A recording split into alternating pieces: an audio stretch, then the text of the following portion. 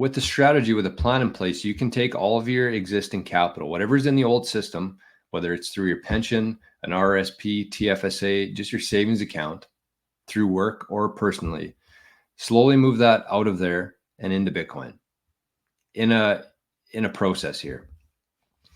So let's start with watching Bruce. Like I said, I've seen a couple videos of this guy. I really like him. I don't know where he's from or what he does or anything, but I've seen a couple videos of his. And so we're going to show this. No, got to stop that.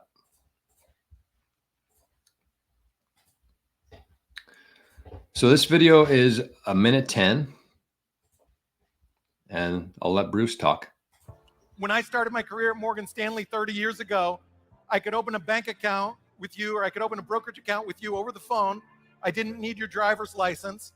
I didn't need your date of birth. I didn't need your social security number. And you didn't even have to pay for a week.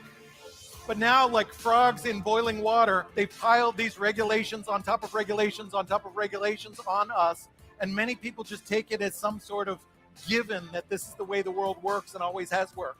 There's an entire new generation of people. Anybody who started their career in the last 20 years thinks that this is the way it's supposed to be, that the economy needs to work this way, that we need these kind of overbearing regulations.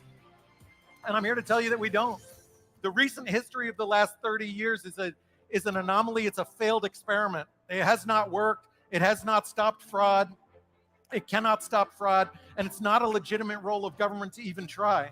It's never been tried, even by the greatest tyrants in history. They never had this idea that they needed to be in between a transaction and saying, where did you get your money and where is your money going to? That's a completely new and failed ideology.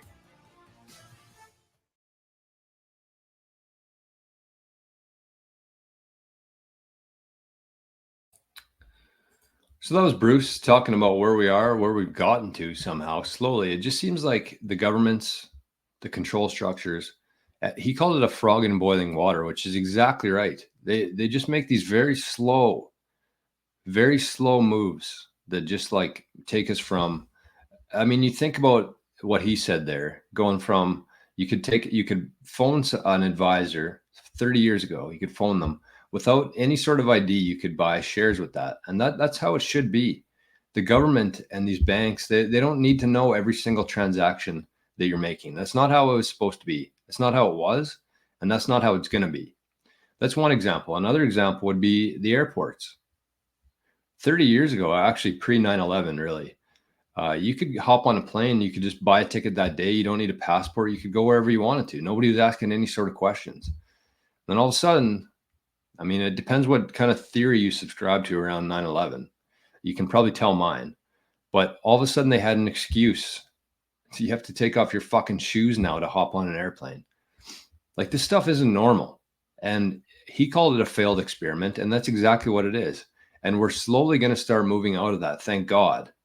And Bitcoin is going to be the catalyst for that. And so if we think about where we are today, as Bruce was just talking about that, and almost like a horror state, it's very troublesome, honestly. And so we're going to move out of that system. But the people who recognize that and the people who are here now are going to have such a huge advantage in that. So what we're going to talk about today is we're going to move from that system.